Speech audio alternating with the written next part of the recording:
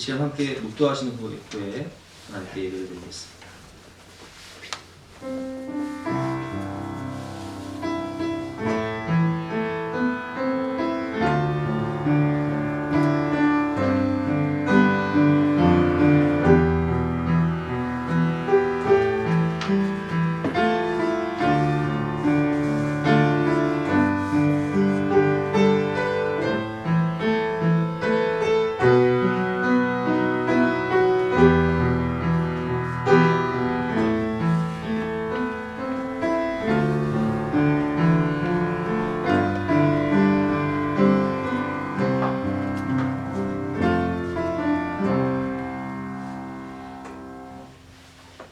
영원하신 왕 곧 썩지 아니하고 보이지 아니하고 홀로 하나이신 하나님께 존귀와 영광이 영원 무궁하도록 있을지어다. 아멘.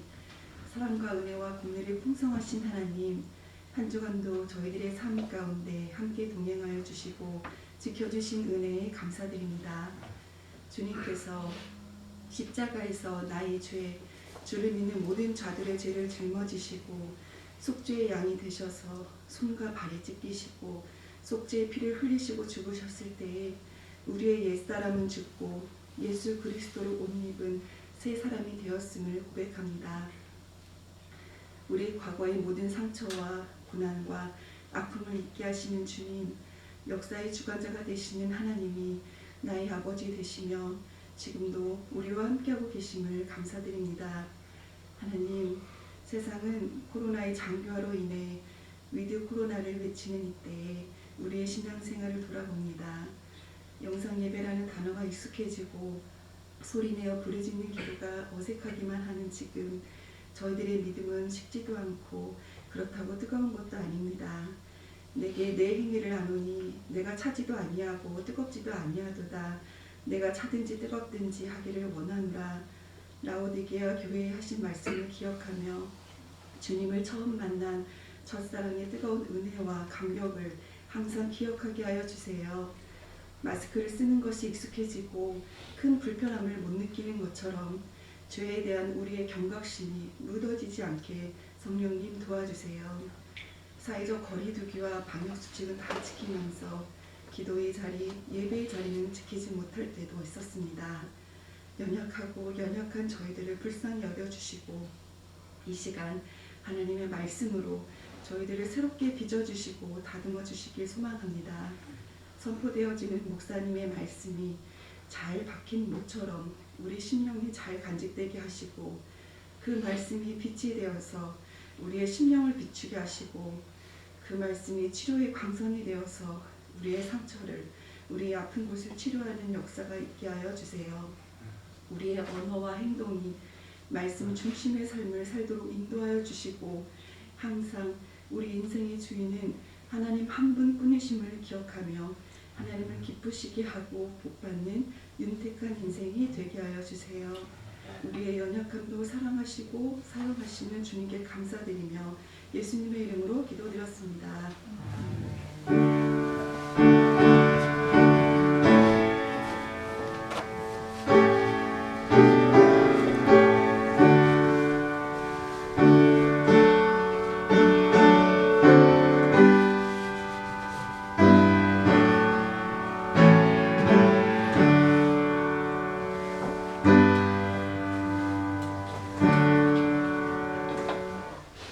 오늘 주신 하나님 말씀은 창세기 42장 1절부터 38절까지의 말씀인데요. 영상을 통해서 함께 말씀을 듣도록 하겠습니다. 제42장. 그때 야곱이 애굽에 곡식이 있음을 보고 아들들에게 이르되, 너희는 어찌하여 서로 바라보고만 있느냐? 내가 들은즉 저 애굽에 곡식이 있다 하니 너희는 그리로 가서 거기서 우리를 위하여 사오라. 그러면 우리가 살고 죽지 아니하리라. 요셉의 형 10사람이 애굽에서 곡식을 사려고 내려갔으나 야곱이 요셉의 아우 베냐민은 그의 형들과 함께 보내지 아니하였으니 이는 그의 생각에 재난이 그에게 미칠까 두려워함이었더라. 이스라엘의 아들들이 양식 사러 간 자 중에 있으니 가나안 땅에 기근이 있음이라. 때에 요셉이 나라의 총리로서 그 땅 모든 백성에게 곡식을 팔더니 요셉의 형들이 와서 그 앞에서 땅에 엎드려 절하매 요셉이 보고 형들인 줄을 아나 모르는 체하고 엄한 소리로 그들에게 말하여 이르되 너희가 어디서 왔느냐? 곡물을 사려고 가나안에서 왔나이다. 요셉은 그의 형들을 알아보았으나 그들은 요셉을 알아보지 못하더라. 요셉이 그들에게 대하여 꾼 꿈을 생각하고 그들에게 이르되 너희는 정탐꾼들이라. 이 나라의 틈을 엿보려고 왔느니라. 내 주여, 아니니이다. 당신의 종들은 곡물을 사러 왔나이다. 우리는 다 한 사람의 아들들로서 확실한 자들이니 당신의 종들은 정탐꾼이 아니니이다. 아니라 너희가 이 나라의 틈을 엿보러 왔느니라. 당신의 종 우리들은 12 형제로서 가나안 땅 한 사람의 아들들이라. 막내 아들은 오늘 아버지와 함께 있고 또 하나는 없어졌나이다. 내가 너희에게 이르기를 너희는 정탐꾼들이라 한 말이 이것이니라. 너희는 이같이 하여 너희 진실함을 증명할 것이라. 바로의 생명으로 맹세하노니 너희 막내 아우가 여기 오지 아니하면 너희가 여기서 나가지 못하리라. 너희 중 하나를 보내어 너희 아우를 데려오게 하고 너희는 갇혀 있으라. 내가 너희의 말을 시험하여 너희 중에 진실이 있는지 보리라. 바로의 생명으로 맹세하노니 그리하지 아니하면 너희는 과연 정탐꾼이니라. 그들을 다 함께 3일을 가두었더라. 사흘 만에 나는 하나님을 경외하노니 너희는 이같이 하여 생명을 보존하라. 너희가 확실한 자들이면 너희 형제 중 한 사람만 그 옥에 갇히게 하고 너희는 곡식을 가지고 가서 너희 집안에 굶주림을 구하고 너희 막내 아우를 내게로 데리고 오라. 그러면 너희 말이 진실함이 되고 너희가 죽지 아니하리라. 하니 그들이 그대로 하니라. 그들이 서로 말하되 우리가 아우의 일로 말미암아 범죄하였도다. 그가 우리에게 애걸할 때에 그 마음의 괴로움을 보고도 듣지 아니하였으므로 이 괴로움이 우리에게 임하도다. 르우벤이 그들에게 대답하여 이르되 내가 너희에게 그 아이에 대하여 죄를 짓지 말라고 하지 아니하였더냐? 그래도 너희가 듣지 아니하였느니라. 그러므로 그의 핏값을 치르게 되었도다. 그들 사이에 통역을 세웠으므로 그들은 요셉이 듣는 줄을 알지 못하였더라. 요셉이 그들을 떠나가서 울고 다시 돌아와서 그들과 말하다가 그들 중에서 시므온을 끌어내어 그들의 눈앞에서 결박하고 명하여 곡물을 그 그릇에 채우게 하고 각 사람의 돈은 그의 자루에 도로 넣게 하고 또 길 양식을 그들에게 주게 하니 그대로 행하였더라. 그들이 곡식을 나귀에 싣고 그곳을 떠났더니 한 사람이 여관에서 나귀에게 먹이를 주려고 자루를 풀고 본즉 그 돈이 자루 아귀에 있는지라. 그가 그 형제에게 말하되 내 돈을 도로 넣었도다. 보라, 자루 속에 있도다. 이에 그들이 혼이 나서 떨며 서로 돌아보며 말하되 하나님이 어찌하여 이런 일을 우리에게 행하셨는가? 그들이 가나안 땅에 돌아와 그들의 아버지 야곱에게 이르러 그들이 당한 일을 자세히 알리어 아뢰되 그 땅의 주인인 그 사람이 엄하게 우리에게 말씀하고 우리를 그 땅에 대한 정탐꾼으로 여기기로 우리가 그에게 이르되 우리는 확실한 자들이요 정탐꾼이 아니니이다. 우리는 한 아버지의 아들 12 형제로서 하나는 없어지고 막내는 오늘 우리 아버지와 함께 가나안 땅에 있나이다 하였더니 그 땅의 주인인 그 사람이 우리에게 이르되 내가 이같이 하여 너희가 확실한 자들임을 알리니 너희 형제 중에 하나를 내게 두고 양식을 가지고 가서 너희 집안의 굶주림을 구하고 너희 막내 아우를 내게로 데려오라. 그러면 너희가 정탐꾼이 아니오 확실한 자들임을 내가 알고 너희 형제를 너희에게 돌리리니 너희가 이 나라에서 무역하리라 하도이다. 하고 각기 자루를 쏟고 본즉 각 사람의 돈 뭉치가 그 자루 속에 있는지라. 그들과 그들의 아버지가 돈 뭉치를 보고 다 두려워하더니 그들의 아버지 야곱이 그들에게 이르되 너희가 나에게 내 자식들을 잃게 하도다. 요셉도 없어졌고 시므온도 없어졌거니 베냐민을 또 빼앗아 가고자 하니 이는 다 나를 해롭게 함이로다. 르우벤이 그의 아버지에게 말하여 이르되 내가 그를 아버지께로 데리고 오지 아니하거든 내 두 아들을 죽이소서. 그를 내 손에 맡기소서. 내가 그를 아버지께로 데리고 돌아오리이다. 내 아들은 너희와 함께 내려가지 못하리니 그의 형은 죽고 그만 남았습니다. 만일 너희가 가는 길에서 재난이 그에게 미치면 너희가 내 흰 머리를 슬퍼하며 스올로 내려가게 함이 되리라. 오늘 말씀의 제목은 아름다운 만남이라는 제목으로 본 말씀을 위해서 함께 은혜를 나누도록 하겠습니다. 1980년대 초반에 KBS에서 이산가족 상봉 프로그램을 한 적이 있습니다. 누가 이 사람을 모르시나요? 6.25 전쟁 때 헤어진 가족들을 찾는 프로그램을 통해서 너무나 많은 사람들이 잃어버렸던 형제, 또 부모, 가족들을 만나고 울고 통곡하는 모습을 보면서 우리도 함께 울었던 그런 기억이 있습니다. 오늘 본문을 보면 전 세계적으로 불어닥친 7년 풍년과 7년 흉년으로 인해서 곡식을 얻고자 이제 요셉의 형제들도 애굽에 와서 요셉을 만나게 되는, 그래서 극적인 이산 가족 상봉이 이루어지는 아름다운 만남이 이루어지는 것을 볼 수 있습니다. 그래서 오늘 주제는 아름다운 만남이라는 주제를 가지고 본 말씀을 의지해서 함께 은혜를 나누도록 하겠습니다.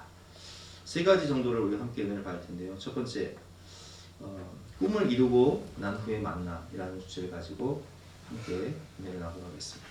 꿈은 이루어진다. 하나님이 주신 꿈은 반드시 이루어진다는 것이죠.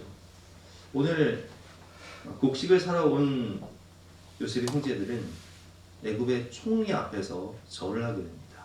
본문 6절 말씀이죠. 그때 요셉이 나라의 총리로서 극당 모든 백성에게 곡식을 팔더니 요셉의 형들이 와서 그 앞에서 땅에 엎드려 절하매라는 단어에 우리가 주목할 필요가 있습니다. 요셉의 형들은 애굽의 총리인 요셉 앞에서 엎드려 절을 합니다. 물론 요셉인지를 모르고 절을 하는 거예요. 그런데 이 꿈은 하나님이 주신 꿈이었고 그 꿈이 이루어진다는 거예요. 창세기 37장 6절 말씀이죠. 요셉이 그들에게 이르되 청하건대 내가 꾼 꿈을 들으시오. 우리가 밭에서 곡식단을 묶더니 대단은 일어서고 당신들의 단은 대단을 둘러서 절하더이다. 절하다라는 히브리 단어가 오늘 본문에 나와요. 6절에 똑같이 9절에도 나오죠. 요셉이 다시 꿈을 꾸고 그의 형들에게 말하기를 내가 또 꿈을 꾼즉 해와 달과 11별이 내게 절하더이다 하니라. 아멘. 하나님께서 꿈을 통해서 형들이 자기 곡식단에게 절하는 걸 보았고 또 해와 달과 11별이 요셉의 별에게 절하는 것을 보여주셨듯이 그 꿈이 그대로 성취되는 것을 우리가 볼 수 있습니다. 우리가 살다 보면 하나님 우리에게 분명한 비전을 주시고 꿈을 주셨음에도 불구하고 생각하지 못한 시련을 만날 수 있습니다. 우리 본문의 요셉도 그랬어요. 요셉은 찰색 옷을 입고 아버지의 집에서 귀공자처럼 왕자처럼 살던 인생이었는데 하루아침에 형들에 의해서 애굽으로 노예로 팔려가죠. 그래서 그 찰색 옷을 형들이 벗기고 이제는 어떤 옷을 입습니까? 노예가 입는 옷을 입습니다.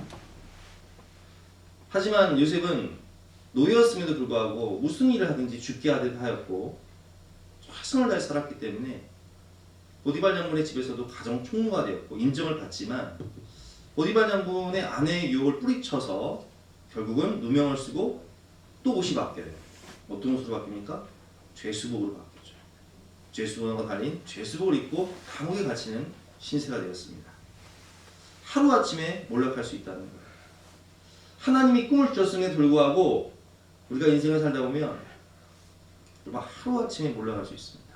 내 의지와는 상관없이 내 노력 여하에 상관없이 우리가 IMF를 통해서도 경험했고 또 코로나19를 통해서도 지금 경험하지만 우리가 사는 인생을 살다 보면 하나님은 분명히 내게 꿈을 주셨는데 비전을 주셨는데 아무리 노력해도 내 의지와는 상관없이 요셉이 노예가 되고 또 누명을 쓰고 죄수가 된 것처럼 하루아침에 몰락할 수 있다.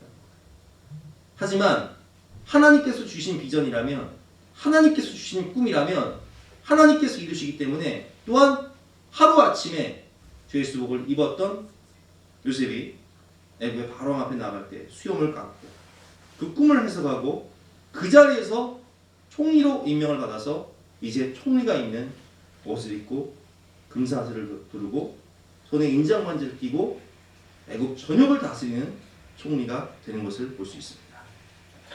여러분, 우리가 인생을 살면서 내가 망했다고, 한순간에 몰락했다고 기죽지 마세요. 그리고 또 성공했다고 교만하지 마세요. 우리는 요셉이 하나님과 함께 하심으로 형통하였더라 라는 말씀처럼 하나님을 신뢰하고 하나님과 동행하며 언제나 요셉처럼 겸손하고 당당하게 살아가는 삶의 자세가 필요합니다. 여러분, 하나님께서 우리와 함께 하시면 하나님이 주신 비전이기 때문에 하나님께서 그 꿈을 이루어주신다는 거예요. 시편 37편 4절 말씀이죠. 또 여호와를 기뻐하라. 그가 내 마음의 소원을 내게 이루어 주시로다. 내 길을 여호와께 맡기라. 그를 의지하면 그가 이루시고. 아멘. 모세에게도 꿈이 있었어요. 모세는 이집트 왕자로 자라났지만 자신의 정체성이 누구인지를 정확히 알고 있는 사람이었어요. 왜냐하면 히브리인이었던 엄마의 젖을 먹으면서 엄마가 히브리인의 정체성, 그 믿음을 물려줬기 때문에 모세는 이 애굽에 압제받는 히브리인들의 고통을 보면서 내가 언젠가는 우리 민족을 구원하리라 라는 하나님이 주신 꿈을 가지고 살았지만, 그가 이 이집트 왕자로서 할 수 있었던 것은 자신의 동포를 학대하는 애굽 군인 한 사람을 쳐 죽여서 숨기고 도망자가 되어서 살기 위해서 미디안 광야로 도망할 수밖에 없었던, 그래서 하루아침에 몰락한, 그래서 40년 동안 목자 생활을 하면서 80세가 된 모세, 아무것도 할 수 없는 노인이 된 모세에게 하나님께서 찾아오시죠. 여러분, 하루아침에 몰락한 모세에게 하나님께서 찾아오셔서 어떤 말씀을 하십니까? 내가 너와 반드시 함께하리라. 이 말씀을 주시는 거예요. 이 말씀의 의미는 하나님께서 이렇게 말씀하시는 거예요. 네가 이집트 왕자냐 아니냐가 중요한 게 아니다. 네가 목동이냐 아니냐가 중요한 게 아니다. 너의 신분이 중요한 것이 아니라 전지전능한 하나님, 역사의 주관자가 되신 하나님, 만왕의 왕이 되시고 만주의 주가 되신 하나님이 너와 함께 하시면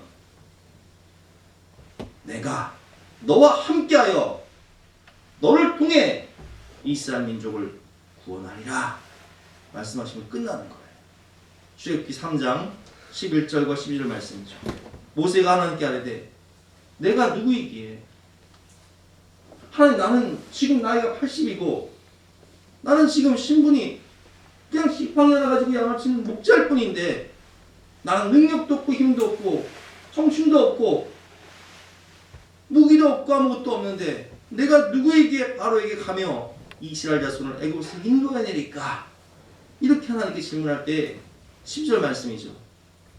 하나님이 이르시되 내가 반드시 너와 함께 있으리라. 내가 그 백성을 애굽에서 인도하여 낸 후에 너희가 이 산에서 하나님을 섬기니 이것이 내가 너를 보낸 증거니라. 아멘. 여러분, 요셉이 애굽의 총리가 되어서 세계를 구원할 수 있었던 원동력이 무엇입니까? 요셉이 하나님과 함께함으로 형통하게 되었더라. 모세가 하나님과 함께함으로 형통하게 되었더라. 다윗이 오직 주만 바라봄으로 하나님이 그를 높이심으로 그 또한 하루아침에 군대 장관에서 도망자로 몰락하지만 하루아침에 하나님이 그를 높이셔서 이스라엘 전역을 다스리는 왕이 되는 모습을 볼 수 있습니다. 여러분, 우리도 하나님과 동행하며 하나님을 신뢰하며 나아가면 하나님이 우리에게 주신 비전과 꿈은 하나님께서 반드시 이루어 주신다는 거예요. 지금 내 모습이 이집트 왕자와 같다고, 모세처럼 이집트 왕자와 같다고, 요셉처럼 차색 옷을 입고 있다고 교만하지 마세요. 하나님이 낮추십니다. 또한 지금 내 현실이 너무나 초라한 목동에 불과하다, 너무나 초라한 죄수에 불과하다고, 아무것도 아닌 것 같다고 기죽지 마세요. 하나님의 능하신 손 아래서 겸손하라. 때가 되면 너희를 높이시라 말씀하시며 우리를 높여주신다는 거예요. 내가 어떤 형편과 처지에 있든 하나님과 동행하면 하나님과 동행함으로 형통하게 되는 거예요. 주님은 언제나 늘 우리와 함께 하십니다. 저도 오늘 이 말씀을 준비하면서 20년 전 제 모습을 생각해 봤습니다. 20대 후반에 정말 기타 하나 메고 그냥 영원하기 위해서 전도하며 다니던 아무것도 아니었어요. 저는 그때 학벌도 없고 가진 것도 없고 배운 것도 없고. 근데 한 가지가 있었어요. 하나님이 나와 함께 하신다는 믿음. 20년이 지나니 하나님이 주신 꿈이 다 이루어지더라고요. 그래서 저는 우리 아이들을 볼 때, 우리 자녀들을 볼 때, 우리 교회 학교 학생들을 볼 때마다 20년 후에 이 아이들의 모습이 어떻게 변할까? 하나님이 여러분들을 하나님의 권능의 오른손으로 붙잡고 들어서 높이 사용하실 것을 믿습니다. 하나님의 나라와 영광 위에 아름답게 사용하실 것을 믿습니다. 그래서 우리가 20년 후에 우리 아이들의 변화된 모습으로 만나게 되면 그것이 하나님이 주신 꿈을 이루고 아름답게 만나는 아름다운 만남이 되지 않겠습니까? 내 감은 눈 안에 들어와 계신 하나님, 내 인생을 주장하시고 약속을 성취하시는 좋으신 하나님, 우리 그 하나님을 생각하면서 잠깐 기도하는 시간을 갖도록 하겠습니다.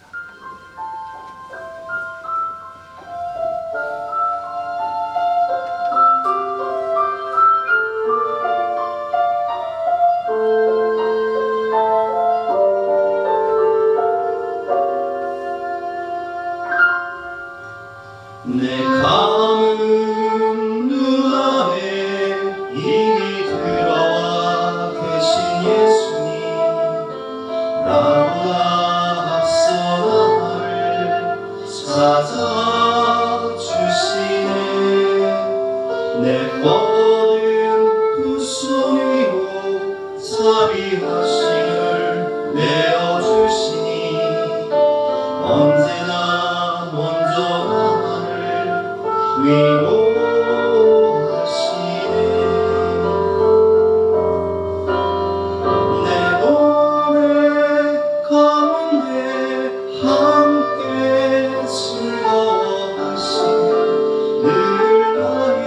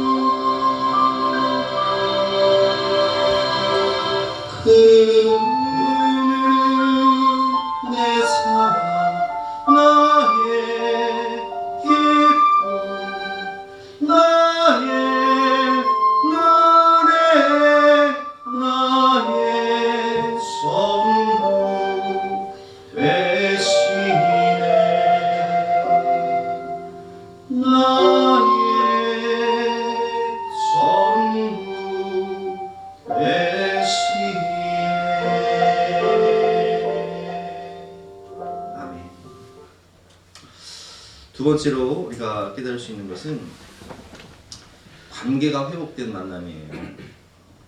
오늘 본문을 보면 왜 요셉은 형들을 만나서 형들을 알아보고서도 모른 척을 할까요? 오늘 본문 7절과 8절 말씀이죠. 요셉이 보고 형들인 줄을 아나 모르는 체하고 엄한 소리로 그들에게 말하기를 너희가 어디서 왔느냐? 그들이 이르되 곡물을 사려고 가나안에서 왔나이다. 요셉은 그의 형들을 알아보았으나 그들은 요셉을 알지 못하더라. 아멘. 여러분, 형들이 20년 전 요셉을 팔았어요. 설마 자신들 앞에 있는 애굽의 그 세계 4대 문명 중에 하나인 애굽의 대제국을 다스리는 그 총리가 자신들이 팔았던 요셉이라고 상상이나 했겠습니까? 형들은 알아볼 수가 없죠. 그러나 요셉은 너무나 잘 알죠. 형들이 10명이 쭉 들어오는데 어떻게 잊을 수 있겠습니까? 하지만 형들인 줄을 아나 모르는 채를 합니다. 왜 그럴까요? 그것은 형들이 참된 회개를 하고 진실한 사과를 할 수 있는 기회를 주기 위해서입니다. 참된 용서와 화해를 통해 진정한 자유와 평안을 얻게 하기 위해서인 것입니다. 우리가 야곱이 저 바다나람으로 가서 20년을 고생하고 고향으로 돌아올 때 형 에서가 400명의 군대를 거느리고 오는 것을 볼 수 있습니다. 형을 속이고 형을 등쳐먹고 형에게 아픔을 주었던 야곱은 두 발을 뻗지 못하고 잠을 못 자요. 언제 보복을 당할지 모릅니다. 분노한 형이 언제 자신을 죽일지 모릅니다. 두려움 가운데 사로잡힙니다. 그러나 분이엘의 은혜를 통해서 하나님을 만나고 하나님의 은혜로 극적인 화해를 하게 되죠. 형에게 진실한 사과를 하면서 많은 선물을, 형이 안 받겠다고 하는데도 많은 사과의 의미로 선물을 보내드립니다. 진실한 화해, 진실한 사과, 진실한 회개. 관계가 회복되니까 이제는 발 뻗고 살 수 있는 거예요. 진실한 평안이 오고 진정한 자유가 오고 이제는 기쁨이 샘솟는 거예요. 여러분, 진정한 화해만이 우리 인간 관계에서도 그렇고 하나님과의 관계에서도 그렇고 진실한 회개와 진실한 사과가 있어야 진정한 관계의 회복이 있을 수 있다는 거예요. 관계를 깨트리는 것이 무엇입니까? 죄의 문제예요. 관계를 깨트리는 것이 무엇입니까? 너무나 상처를 주고받기 때문에 그 상처 때문에 형제 관계가 금이 가고 부모 자식 관계가 금이 가고 성도들과 이웃과의 관계가 금이 가는 거예요. 단절이 되는 거예요. 고립이 되는 거예요. 이 죄의 문제, 그 상처의 문제를 반드시 해결해야 되는데 진정한 내적 치유는 진정한 고백과 사죄와 사과에서 시작된다는 거예요. 관계를 가로막고 있는 죄와 쓴뿌리, 이것은 완전한 고백과 회개를 통해서 사과를 통해서만 회복이 될 수 있는 것입니다. 여러분, 우리가 사람과의 관계에서도 구렁이 다 안 넘어가듯이 그냥 얼렁뚱땅 은근슬쩍 넘어가려고 하지 마세요. 여러분들이 말로 상처를 준 그 사람은요, 여러분들은 잊었을지 모르지만 그 사람은 절대 안 잊고 있어요. 그럼 어떻게 해야 되냐? 진정한 진실한 사과를 해야 돼요. 그때 내가 정말 미안했다. 그럼 그때는 그 대상이 자식일지라도요, 자식에게도 말해요. 내가 이러저러 해서 그때는 내가 너에게 상처를 줘서 너무나 미안했다. 내가 진심으로 사과한다. 제가 언젠가 우리 가족끼리 먼 지방을 갔다가 우리 신겸이가 그때 굉장히 어린 나이였어요. 8살이었고 우리 수혜가 사나이가 아기 때였는데 고속도로를 타고 올라오다가 운전을 하는데 신겸이 굉장히 이제 신경을 쓰게 해서 위험한 일을 해서 제가 그 자리에서 굉장히 화를 내면서 막 때린 적이 있어요. 그게 저한테는요 기도할 때마다 미안하더라고요. 진겸이는 기억을 못 하더라고요 그거를. 하지만 저는요 그때 때렸던 그 사건을 기억하고 제가 진겸이한테 진짜 미안하다고 사과를 한 적이 있어요. 그때 아빠가 너를 이렇게 때리고 상처를 줘서 미안하다, 진짜 미안하다. 진겸이는 기억을 못하지만 저는 기억을 하고 있었거든요. 때론 자식일지라도요 여러분 사과해야 돼요. 때론 부부일지라도 정말 말로 상처 주는 것이 있다면 그 사람 가슴에 못을 박은 일이 있다면 그 못을 빼내줘야 돼요. 빼내주지 않으면 이것이 무엇이 되면 쓴뿌리가 돼요. 한이 돼요. 질병이 돼요. 하나님과의 관계에서도 마찬가지예요. 하나님께 진실한 죄의 고백을 할 때에 우리가 너무나 잘 아는 말씀이죠. 만일 우리가 죄가 없다고 말하면 스스로 속이고 또 진리가 우리 속에 있지 아니할 것이요 만일 우리가 우리 죄를 자백하면 그는 미쁘시고 오로사 우리 죄를 사하시며 우리를 모든 죄에서 깨끗하게 하실 것이다. 우리가 진실하게 회개하고 고백한 죄만이 죄사함을 받을 수 있는 거예요. 그래서 여러분 회개의 깊이가 은혜의 깊이가 되고요. 회개를 깊이 할수록 깊은 은혜를 체험하게 되고 회개를 깊이 할수록 그것이 신앙의 깊이가 됩니다. 그러니까 이 회개를 적당히 한 사람은요. 적당히 회개하면 적당히 믿고 적당히 변화됩니다. 그러나 철저히 회개하면 철저히 믿게 되고 철저히 변화돼요. 그래서 우리가 예수를 만날 때요. 정말 애통하고 통곡하고 땅을 치고 다골다골 구르면서 철저히 회개하신 분들은요. 정말 평생 변하지 않는 굳센 믿음으로 하나님을 의지하고 하나님을 동행하면서 평생을 변하지 않는 그런 뚝심 있는 신앙을 가지고 신앙생활을 하는데 이런 회개의 과정을 거치지 않은 성도는요. 적당히 회개했기 때문에 적당히 믿고 적당히 변화되다가 적당히 변질되는 모습을 볼 수 있습니다. 여러분 우리가 사람에게 잘못한 것이 있다면 철저히 사과하시고 그 문제를 해결하시고 하나님께 죄진 문제가 있다면 하나님 앞에서 진실하게 간절하게 회개하심으로 철저히 변화돼요. 철저히 믿고 철저히 주님과 동행하시는 저와 여러분 되시기를 주님의 이름으로 축원합니다. 회개 없이는 죄사함이 없고요. 회개 없이는 성령 세례를 받을 수가 없는 거예요. 너희가 회개하여 각각 예수 그리스도 이름으로 너희가 회개하여 죄사함을 얻고 각각 예수 그리스도 이름으로 세례를 받으라.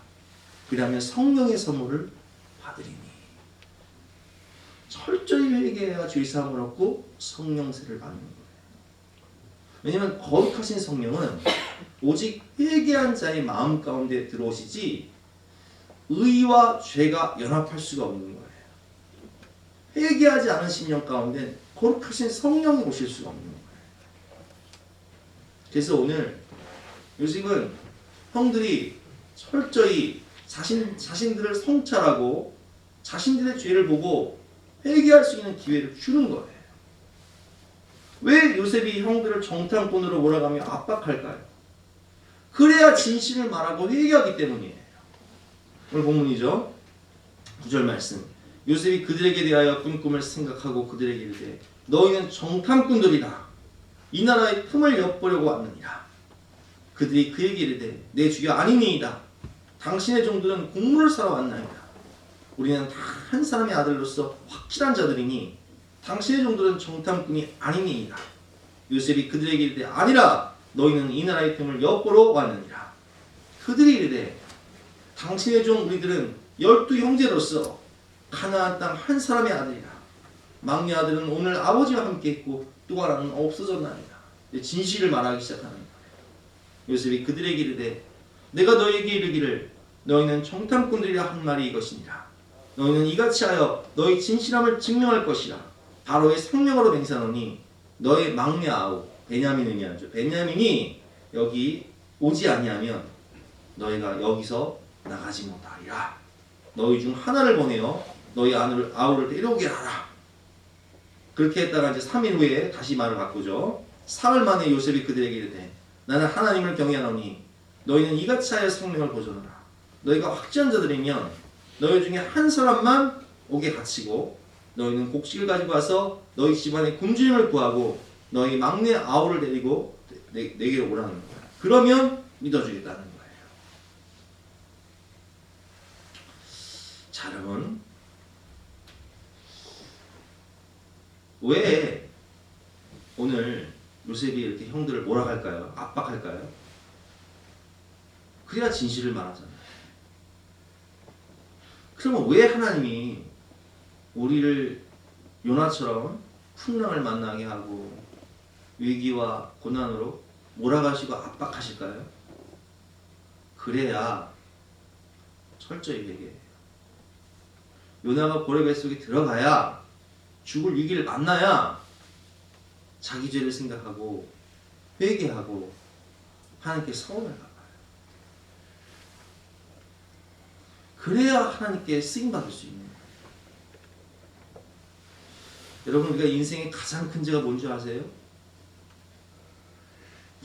나는 살면서 별 죄를 안 지은 것 같은데. 아니요. 가장 큰 죄는 하나님 없는 것처럼 내가 왕이 되어 산 죄가요. 가장 큰 죄예요. 날 위해 날 구원하시기 위해서 오신 예수님의 그 십자가의 복음을 무참히 짓밟고 복음을 무시하며 그냥 내 자가 왕이 돼요. 내 감정 따라 내 죄성 따라 살아가는 것이요 가장 큰 죄예요. 오늘 이렇게 압박을 하니까 형들이 회개하고 변화되는 모습을 볼 수 있어요. 그들은 자신의 죄가 생각이 나요. 그래서 21절부터 23절에 보면 그들은 자신들이 요셉이 살려달라고 애원할 때 철저하게 외면했던 자신들의 죄를 눈물을 흘리며 애통하며 고백하고 회개합니다. 읽어보겠습니다. 그들이 서로 말하되 우리가 아우의 일로 말미암아 요셉의 일이죠. 범죄하였도다. 그가 우리에게 애걸할 때 형님 제발 살려주세요. 형 저 학대도 노예로 팔면 안 돼요. 나 아버지한테 돌아가야 돼요. 형들 아버지 나 없으면 죽어. 형 제발 살려주세요. 울며 이렇게 애곡하고 애걸할 때 그 마음의 괴로움을 보고도 듣지 아니었으므로 그 괴로움이 그대로 우리에게 임하는도다. 이게 우연이 아니다. 이 뿌린 대로 거두는 거다. 우리 죄 때문이다. 루벤이 그들에게 대답하여 이르되 내가 너에게 그 아이에 대하여 죄를 짓지 말라고 하지 아니하였더냐. 루벤은 죽일 생각이 없었잖아. 팔 생각이 없었잖아. 아버지에게 데려가려고 했잖아. 그래도 너희가 듣지 아니하였도다. 그러므로 그의 핏값을 치르게 되었도다. 인간고 뿌린 대로 거두는 거다. 죄값을 치르겠다는 거야. 핏값을 치르겠다는 거야. 그들 사이에 통역을 세웠으므로 그들은 요셉이 듣는 줄을 알지 못하였더라. 그러나 요셉은 다 듣고 있죠. 그리고 형들이 이렇게 회개하는 모습을 보면서 연하된 모습을 보면서 요셉은 그들을 떠나서 통곡하고 마음의 쓴뿌리가 사라지는 거예요. 여러분, 우리가 지난주 말씀 통해서 배웠지만 요셉은 이미 형들을 용서했습니까? 안 했습니까? 이미 용서했어요. 에브라임도 므낫세의 뜻이 뭐라고 그랬어요? 내가 내 아버지 집 일을 다 잊었다. 그러나 요셉은 지금 형들에게 회개할 기회를 주는 거예요. 그들이 철저히 회개하고 변화될 수 있는 기회를 주는 거예요. 진실한 고백을 할 수 있는, 그 문제를 깨끗하게 해결할 수 있는 기회를 주는 거예요. 그 형들은 그 기회를 붙잡죠. 진실한 사과만이, 진실한 회개만이 요셉의 이 마음의 응어리가 풀어지잖아요. 오늘 통곡하고 울잖아요. 그들의 그 회개하는 모습을 보면서 진실한 사과만이 그 문제를 해결하는 거예요. 이건 물질로도 뭘로도 해결할 수가 없어요.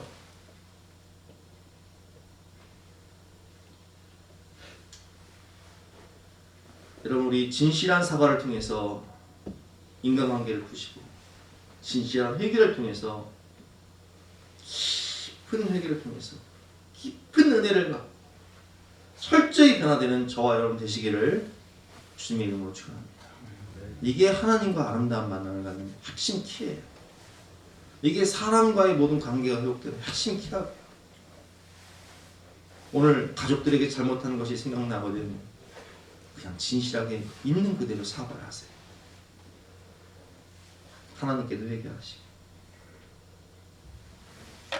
세 번째는 내려놓은 후에 축복된 만남을 갈 수 있다는 거예요. 오늘 본문을 보면 야곱은 10명의 아들만 애굽으로 보냅니다. 형제만 애굽으로 보내죠. 3절과 4절 말씀이죠. 요셉의 형 10사람이 애굽에서 곡식을 사려고 내려갔으나 야곱이 요셉의 아우 베냐민은 그의 형들과 함께 보내지 아니하였으니 이는 그의 생각에 재난이 그에게 미칠까 두려워함이었더라. 아멘. 왜 베냐민을 안 보냅니까? 베냐민이 잃을까봐. 그러면 여러분, 베냐민은 야곱에게 있어서 어떤 존재입니까? 베냐민은 유일하게 자신이 사랑했던 아내 라헬의 딱 하나 남아있는 아들이에요. 왜냐면 요셉은 없어졌으니까. 베냐민의 얼굴을 보면 라헬의 모습이 보이고, 베냐민의 모습을 보면 잃은 아들 요셉의 얼굴이 보이는 거예요. 베냐민만이 지금 남아있는 라헬의 아들이고, 베냐민만이 요셉의 같은 배에서 나온 형제입니다. 가슴에 묻은 사랑하는 아내 라헬, 가슴에 묻은 요셉의 모습이 남아있는 유일한 존재. 베냐민은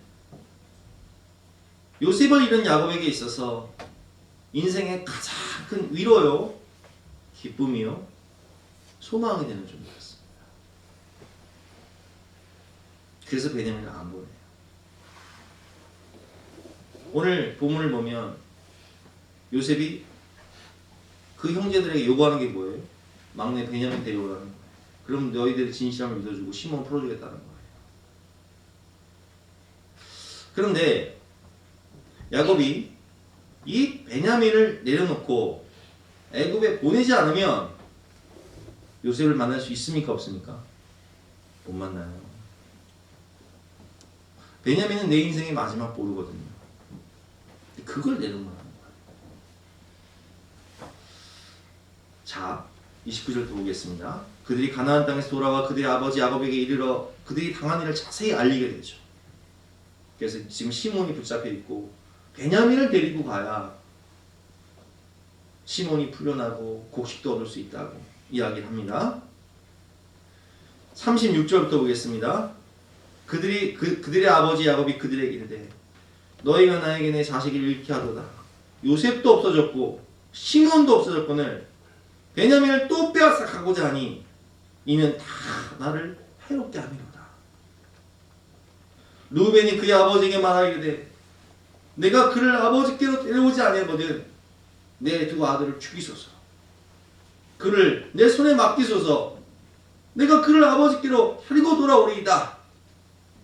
야곱이 이르되 내 아들은 너희와 함께 데려가지 못하리니 그의 형은 죽고 그만 남았습니다. 만일 너희가 가는 길에서 재난이 그에게 미치면 너희가 내 흰머리를 슬퍼하며 스올로 내려가게 하려 함이 되리라. 베냐민 없으면 나 죽는다는 거예요. 절대 못 보내겠다는 거예요. 여러분, 하나님 앞에서 내 인생의 베냐민은 무엇입니까? 하나님 다른 건 하겠는데요, 이것만은 절대 안 돼요.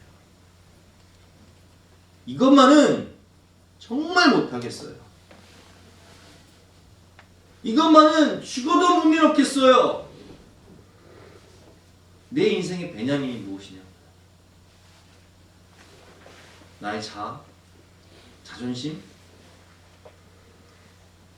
자식, 손주, 숨겨진 죄, 은밀한 죄. 여러분, 이것을 십자가에 못 박아야 예수님을 만납니다. 성경의 요셉은요, 예수님의 예표예요. 베냐민을 내놓아야 요셉을 만나게 되는 거예요. 그래야 모든 게 회복되고 진정한 평안과 행복이 오는 거예요. 내가 가장 소중히 아끼는 그것을 내려놓아야 그리스도가 내 안에서 살아나는 거예요. 모든 것을 드리고 모든 것을 받는 관계가 되죠. 베냐민을 내려놓고 하나님께 드릴 때 베냐민뿐만 아니라 요셉과 모든 것을 얻게 돼요.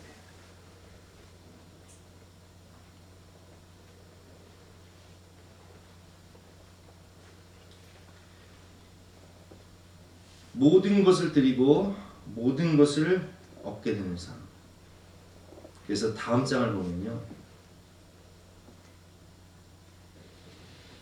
야곱이 이걸 내려놔요. 베냐민 데려가라. 전능하신 하나님께서 은혜 베풀어 주시기를 원합니다. 내가 이 베냐민을 잃게 되면 잃으리라. 하나님 손에 알렸다. 하나님의 은혜 아니고서는 살 수가 없다. 데려가라.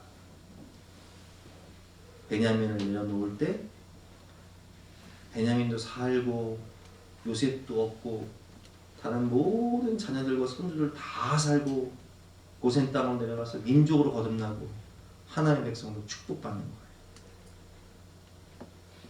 이것만은 안 돼요. 죽어도 이건 안 되겠어요. 이건 절대 못 드리겠어요. 이건 못 포기하겠어요. 하나님이 요구하시는 건 그거예요. 이거 없으면 죽을 것 같은 거. 그걸 포기해야 돼요.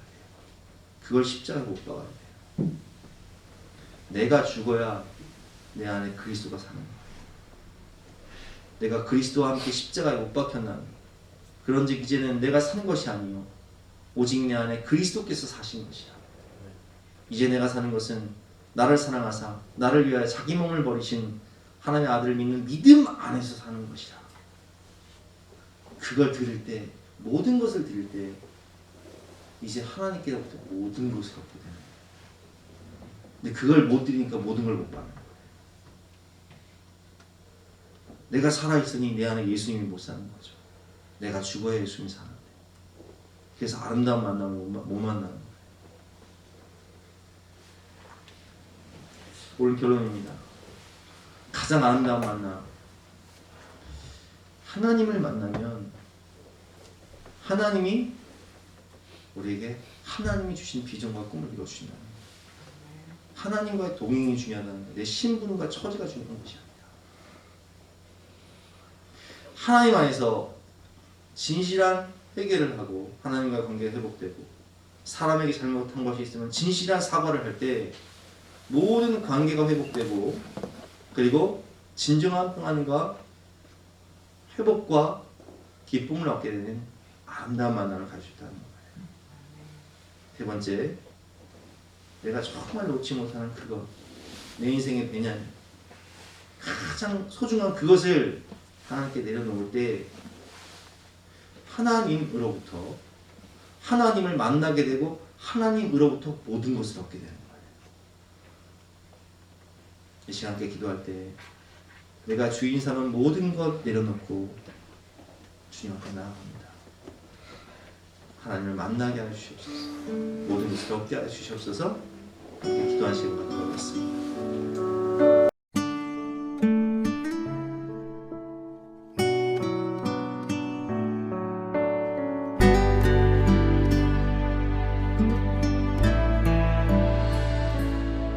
내가 주인 삼은 모든 것 내려놓고 내 주 되신 주 앞에 나가 내가 사랑했던 모든 것 내려놓고 주님만 사랑해.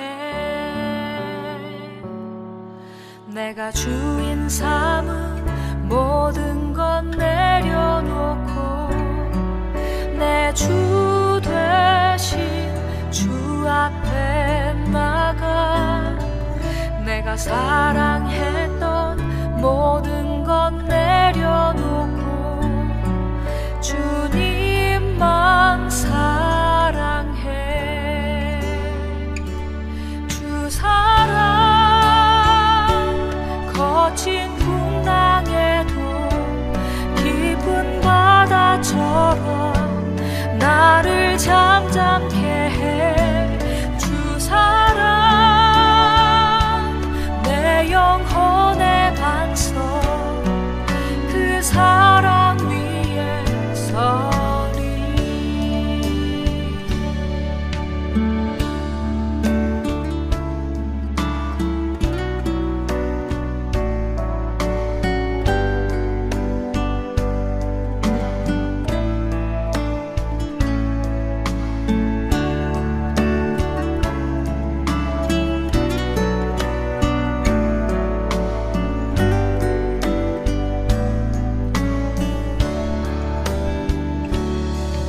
내가 주인 삼은 모든 것 내려놓고 내 주 되신 주 앞에 나가 내가 사랑했던 모든 것 내려놓고 주님만 사랑해. 내가 주인 삼은 모든 것 내려놓고 내 주 되신 주 앞에 나가 내가 사랑했던 모든 것 내려놓고 주님만 사랑해. 주 사랑 거친 풍랑에도 깊은 바다처럼 나를 잠잠케 해. 주 사랑 내 영혼의 반석 그 사랑 위에 서리. 주 사랑 거친 풍랑에도 깊은 바다처럼 나를 잠잠케 해. 주 사랑 내 영혼의 반석 그 사랑 위에 서리. 그 사랑 위에 서리. 그 사랑 위에 서리.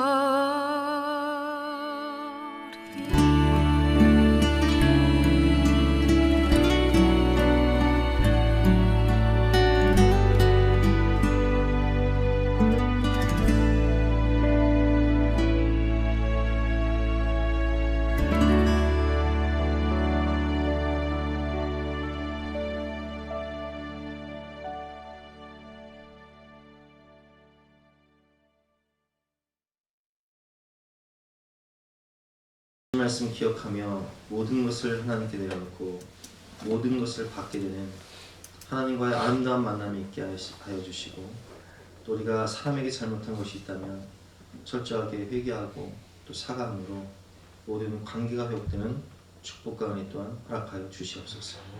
하나님과의 만남을 통해서 하나님 주신 꿈을 발견하게 하시고 하나님의 그 꿈을 이룸으로 하나님께 영광 돌리는 복된 삶이 되게 하여 주시옵소서.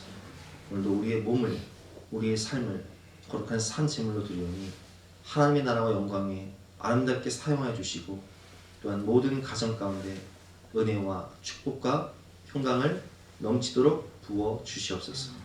감사드리며 예수 그리스도의 이름으로 기도드렸사옵나이다. 아멘. 지금은 우리 구주 예수 그리스도의 은혜와 하나님의 독생자를 주신 영원하신 사랑과 성령님의 감화감동 역사하심이 우리 모든 성도님들 머리머리 위에, 앞날 위에, 가정 위에, 자녀들 위에 지금부터 영원까지 함께 하시기를 간절히 축원하옵나이다. 아멘.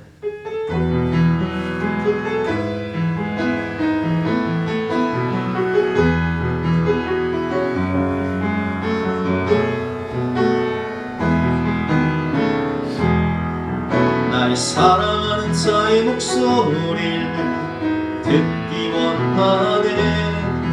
나의 사랑, 나의 어여쁜 자야, 아무 드문 미란 곳에서 듣기 원하네. 부드러운 주님의 음성.